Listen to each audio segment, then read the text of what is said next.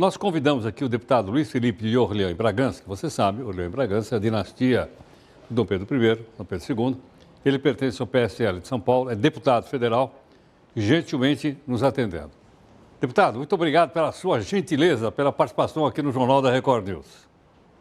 Muito obrigado por me recebendo. Vou começar com uma pergunta, deputado. A queda do Império foi um processo revolucionário ou foi um golpe de Estado?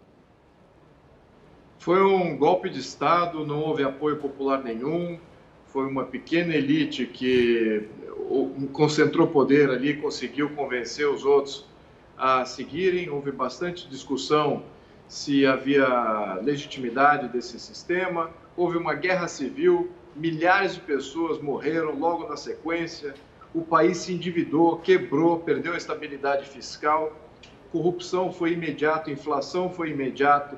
Passamos aí mais de 3 anos, saímos de um modelo estável e logo na sequência, estou falando de questão de dias, tínhamos aí o caos, inflação, desequilíbrio fiscal, dívida externa e aí já o prelúdio do que viria para os próximos 30 anos, que é as oligarquias tomando conta do sistema político. Então foi isso aí que resultou do golpe de 1889. Ô, deputado, na época do Império também não eram as oligarquias que dominavam o país? Bem, sim, absolutamente, as oligarquias estão sempre presentes em todo o sistema político, mas o que existia durante o Império é que existia ao menos um poder que moderava e que limitava os abusos. E é exatamente isso que a gente perdeu, basicamente é um gestor do bom senso.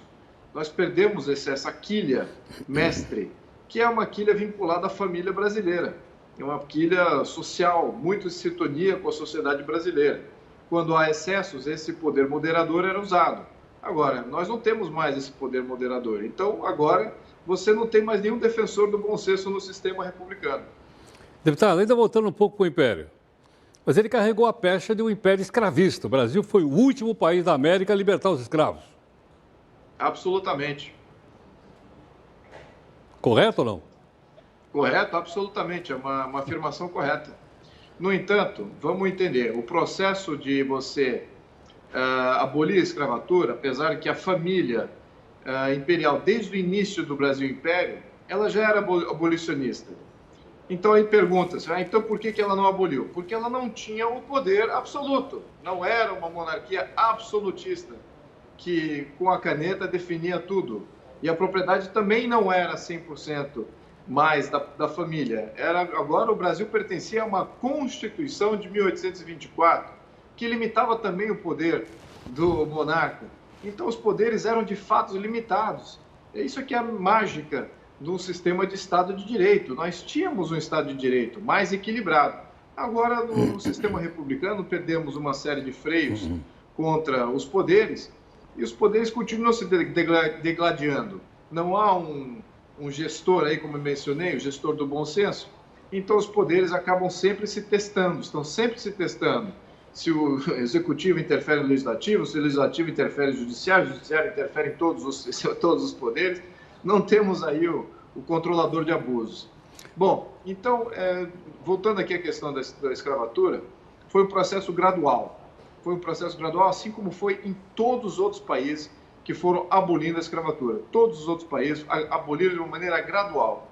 E o Brasil, por a família não ter o poder absoluto, não conseguiu implementar o abolicionismo logo de início.